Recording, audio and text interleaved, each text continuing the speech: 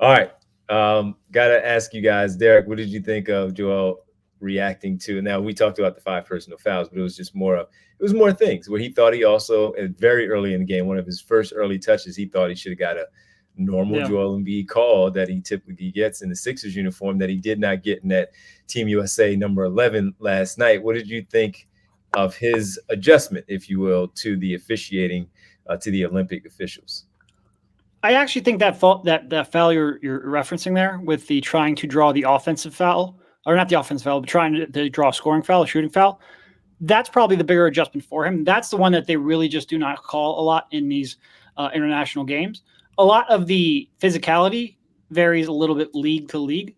So I think there will be adjustment for pretty much everyone.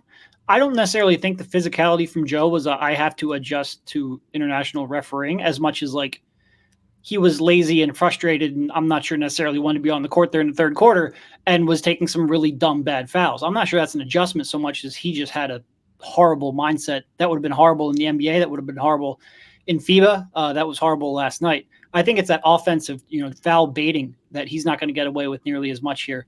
I think that's the bigger adjustment for him. Yeah, to Derek's point, I think there were just some runaway train with no brakes moments for him where he's running down the floor. And look, I want to see the physicality there were some moments last night on screens where he just leveled guys in a way that I don't think you really see that from him. That frankly, I'd like to see that more in the NBA. Like part of the reason that you'd want to have a 7-foot, 280-pound center as one of your pieces, your main guys on your team, is to create separation for guys. And I think he hit RJ Barrett last night and looked like he knocked him into last week. So I would love to see more of that when you're playing with Steph Curry, who's able to get freed up for some open looks because of screens and things like that. That's what you need him out there doing, hitting guys, rebounding, protecting the rim, doing all that, not trying to. I get that Steve Kerr wants to try to play through him in the post more, which I think you could see there's a reason that he and the Sixers have moved him more out toward the elbows with the passing reads and everything else. But yeah, I agree with Derek. I think some of it was being out of shape or not in as good a shape as it needs to be. Some of it was lazy. And some of it was trying to get to that level of physicality that's going to be required to beat these good teams in the Olympics. But I don't know that it's much of an adjustment, right? Like he's comfortable playing physical basketball. I think he just has to get his legs under him and then everything else will come, right? Like he's a smart enough guy and he's never been a foul prone player. Like whenever he is in foul trouble in the game, it's always a real big surprise because he's done a great job over the years of, okay, if he picks up that second early foul, one, we know that he's going to stop trying on defense for probably like a quarter of the game, right? And just say, I'm going to pick my battles and live the fight in the third quarter and the fourth quarter. But also he's so big that he can contest shots at the rim without having to swipe down and do the over aggressive stuff that gets guys in trouble. And so it was a bit surprising to see him just go on full tilt mode in the third quarter. And I just have to assume, as Derek is alluding to, that it was more of I'm about done with my minutes allotment for this game, which is a shame. Like, I don't want him to have that even in a scrimmage. I don't want to see that mentality from him. I want him to be looking at this opportunity as, every game is this new, fresh thing that not only can you learn something playing alongside these guys, but you can continue building your conditioning base, building your skill set, not just for Team USA, but as you're moving forward into training camp and preseason for the Sixers, because they'll have way less of a layoff now than he would in the average offseason. And something Canoli just brought up in the chat. He says that he acts way more reckless when his conditioning is off. I agree with that. I think he's trying to balance the fact that he wants to be aggressive and set the tone and set good screens with the fact that he doesn't really have the energy expend to do that in a controlled way. So you combine that with maybe some frustration in the third quarter. I think that's mostly what it is, more so than the officiating.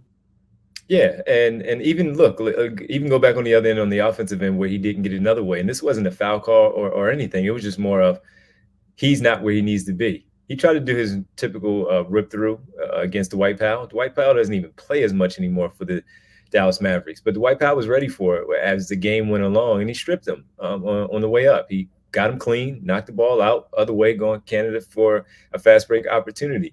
This is stuff that he's just simply going to have to get back into that game shape and all of that. And that has nothing to do with the officials. That has everything to do with him going back to everything of not playing basketball. But someone asked, I think it was Winona asked a little bit earlier in the chat, does he not have a trainer in the offseason? Well, his trainer is Drew Hanlon. So Drew Hanlon, notably with Bradley Beal and Jason Tatum from their time in St. Louis, growing up in that area, still with them today in the pros. Joel Embiid has been working with Drew Hanlon for the better part of his career in the offseason for the Sixers. But dealing with that knee injury, I just wonder, I don't have the answer. Maybe you guys know. I don't know how much he's worked in the offseason because of the knee, because of rehabbing and resting that knee after the playoffs. And that's where he was. He didn't look all that bad when we finally got to see him up close for the pregame. His body didn't look all that bad to me. That's just my personal opinion. His body didn't look bad. It was just more of the conditioning once the game started of how he looked a little bit off. Yeah, no, his body rarely looks terrible. It rarely looks great. But you know how people look at it and they say, oh, Joel looks fat. You know, he looks this, he looks that. We've seen him when he's looked big. Right now, he looks fine. And Joel Embiid, like when he comes to the season and he looks out of shape in terms of his movements, and then 3 weeks later when he looks like the best player in the world, physically, like if you just looked at him standing there in a locker room, he would look pretty much the same. The conditioning, I don't think necessarily shows up in his skin fold, as Brett Brown used to call it. Joel Embiid, we saw working a lot on his jump hooks, to your point of Steve Kerr wanting him on the low block a little bit more. And you understand that too, because the three-point line is shorter. There's not, a little bit less space because of the three-point line being shorter. So you want your big man, who's a dominant big man, to be able to take advantage of that and also have that space for the perimeter, where once we saw Steph Curry get a little loose, he made a couple of jumpers. We saw Joel Embiid in that transition play where they made that save on the sideline. He pushed the break. Derek and I looking at each other like, oh, and then I heard you from the other end say that before that was something different if he was in the Sixers uniform, but he knew who he had to his left. He gave the ball up pretty quickly. Devin Booker knocked down that 3 timeout. Jody Fernandez and Team Canada. But some good stuff, of course, to take out of it. More bad that we saw in this one, but overall, Team USA getting it done, and a lot for us to talk about with Joel Embiid getting things ready for game number 2 as they head out to Abu Dhabi now. We all silly like the mayor.